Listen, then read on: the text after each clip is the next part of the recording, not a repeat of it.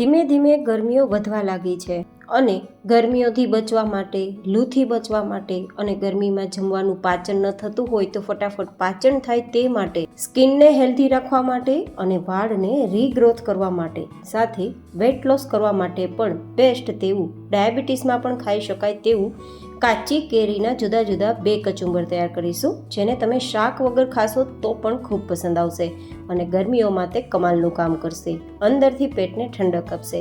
તો ચાલો પહેલું કચુંબર બનાવવાની રેસીપી શરૂ કરીએ. તો જેમના માટે મેં સૌથી પહેલાં 3 નંગ જેટલી કેસર કેરી લીધી છે. તમે જે અવેલેબલ હોય તે લઈ શકો છો. કેરીને મેં ધોઈ લીધી છે અને પછી આ રીતે હું સૂકવીને ઉપયોગમાં લઉં છું, જેથી કોઈ પાણી ના રહે. આ રીતે છાલ કાઢી લેવાની છે. જો કે તમારી ઈચ્છા હોય તો છાલ સાથે પણ તમે આજના આ બંને કચુંબરને તૈયાર કરી શકો છો, પણ છાલ થોડી મારી ખરાબ હતી તો હું આ રીતે કાઢી રહી છું. છાલ કાઢ્યા બાદ હવે આપણે આ 3 જે કેરી છે તેને ખમણવાનું છે. તમે નાનું નાનું સમારી પણ શકો છો, જો ચોપર હોય તો ચોપ પણ કરી શકો છો, પણ દરેક પાસે અવેલેબલ ના હોય તો ખમણી હોય જ છે તો ખમણી શકો છો. બસ અંદરની ગોઠલી હોય તેને કાઢી લેવાની છે, બાકી બધું જ ખમણી લેવાનું છે. ગાઈઝ, કાચી કેરી છે ને પેટને ઠંડક આપે છે, પાચન બેસ્ટ કરે છે, ડાયાબિટીસ માટે પણ બેસ્ટ છે અને ખાસ વાત તો એ છે કે કાચી કેરી વિટામિન સીથી ભરપૂર હોવાના કારણે સ્કિનને ગ્લો કરે છે અને હેરને રીગ્રોથ કરે છે, ખરતા વાળને અટકાવે છે અને ઓલ ઓવર તમારી સ્કિનમાં કોલેજન ઉત્પન્ન કરીને તમને હેલ્ધી રાખે છે અને તમારા પૂરા શરીરને રિફ્રેશ કરવાનું અને શરીરને હાઇડ્રેટ રાખવાનું કામ કરે છે. તો આ રીતે કાચી કેરીને ખમણી લીધી છે અને હવે લેશું તેની સાથે 3 નંગ જેટલી ડુંગળી, જેની છાલ કાઢી તેને પણ આપણે કાચી કેરીનું જે ખમણ તૈયાર કર્યું છે તેમની સાથે ખમણવાનું છે. આ રીતે ડુંગળી લોહીને પાતળું રાખે છે, હાર્ટ એટેકથી બચાવે છે અને ડાયાબિટીસ હોય, બીપી હોય, કોલેસ્ટ્રોલ હોય તેમાં પણ તે કંટ્રોલ કરવામાં હેલ્પફુલ થાય છે. જે લોકો ડુંગળી નથી ખાતા તે લોકોએ સ્કીપ કરવાની છે, બટ ખાવી જ જોઈએ જ્યારે ગરમીની સિઝન હોય ને સ્પેશિયલી તમારા હૃદયને મજબૂત રાખવું હોય તો.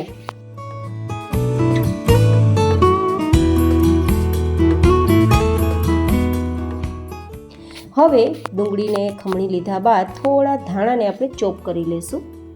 જો કે ઓપ્શનલ છે, પણ ધાણા છે તે પણ પેટને ઠંડક આપે છે, આંખને પણ તેજ વધારે છે અને આજે આપણે એ જ રીતે સલાડ તૈયાર કરીશું, કચુંબર તૈયાર કરીશું, જે તમને ગરમીમાં બેસ્ટ રિઝલ્ટ આપે, ઠંડક આપે. તો હવે સૌથી પહેલાં જે આપણું આ ખમણ તૈયાર થયું છે તેમાં સ્વાદ પ્રમાણે કે 1/4 ટીસ્પૂન જેટલું નમક, 1 નાની ચમચી જેટલું લાલ મરચું પાવડર, 1 નાની ચમચી જેટલું ધાણા જીરું પાવડર, ચપટી હિંગ ઉમેરી દેશું, જેથી પાચન એકદમ ફટાફટ થાય અને આપણે તૈયાર કરેલા સમારેલા ધાણા મિક્સ કરી દેશું. આ રીતે બધું જ આપણે હાથની મદદથી કે પછી તમે ઈચ્છા હોય તેનાથી આ રીતે મિક્સ કરી શકો છો. ગાઈઝ, આ જે કચુંબર છે ને શાક વગર પણ તમને 2 નહીં પણ 4 રોટલી ખાઈ લો ને એટલું સ્વાદ આપશે, ખૂબ જ પસંદ આવશે. નાના મોટા દરેક વ્યક્તિઓ માટે ફાયદાકારક તો છે જ, પણ સ્વાદિષ્ટ પણ છે. તો કેવું લાગ્યું તમને પહેલું કચુંબર એ મને કોમેન્ટમાં જરૂર બતાવજો. હવે તૈયાર કરીશું બીજું કચુંબર. તો જેમના માટે ફરીથી 2 નંગ જેટલી ધોયેલી અને સૂકવેલી કેસર કેરી લીધી છે અને તમે કોઈ પણ કેરી લઈ શકો છો જો કે અવેલેબલ હોય તે. હવે ફરીથી તેની છાલ કાઢી લઈશું. જો કે અગેન કહું છું કે છાલ સાથે પણ તમે આ બંને કચુંબર તૈયાર કરી શકો છો.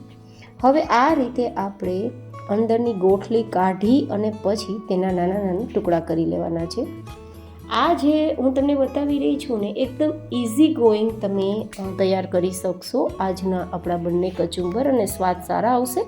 હેલ્થ બેનિફિટ્સ ખૂબ જ છે અને શાકની જરૂર ના પડે તેવા છે, જેથી સમર સિઝનમાં ઘણીવાર શાક ના આવતું હોય, શાકમાં શું બનાવવું તેવો પ્રશ્ન હોય ત્યારે પણ લઈ શકો અને દરરોજના માટે બપોરના સમયે જો તમે આ કચુંબર ખાવાનું પસંદ કરશો તો તમને ગરમી બિલકુલ નહીં લાગે, લૂ બિલકુલ નહીં લાગે.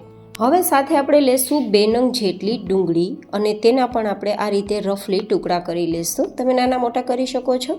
સાથે સારા સ્વાદ માટે 2 થી 3 નંગ જેટલા ઓછા તીખા હોય તેવા મરચાંના પણ આપણે ટુકડા કરી લેશું. જો કે તીખાશ વધારે પસંદ હોય તો તે મુજબ મરચાંનો ઉપયોગ કરવાનો રહેશે. મરચાં તૈયાર થઈ ગયા બાદ હવે લેશું થોડા લીલા ધાણા. હવે આપણે મિક્સર જાર લેશું અને તેમાં એકાદ મુઠ્ઠી જેટલો ફ્રેશ ફુદીનો લેશું. રિફ્રેશિંગ માટે ફુદીનાની કમાલ છે, તેની કોઈ ટક્કર આપી જ ના શકે. સાથે આપણે ચોપ કરેલી કાચી કેરી અને પછી ચોપ કરેલી ડુંગળીના ટુકડા, મરચાંના ટુકડા એન્ડ આપણે જે ધાણા સમારેલા છે તે પણ બધું મિક્સ કરી દઈશું.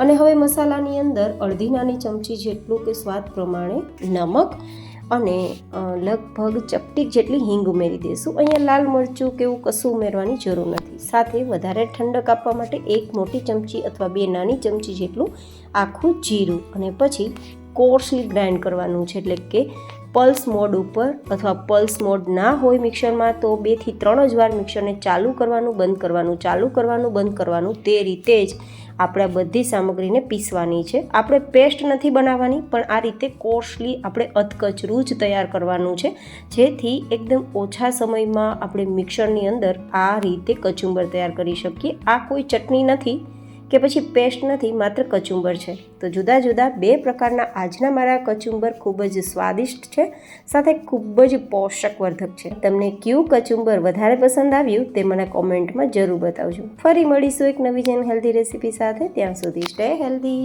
And stay happy.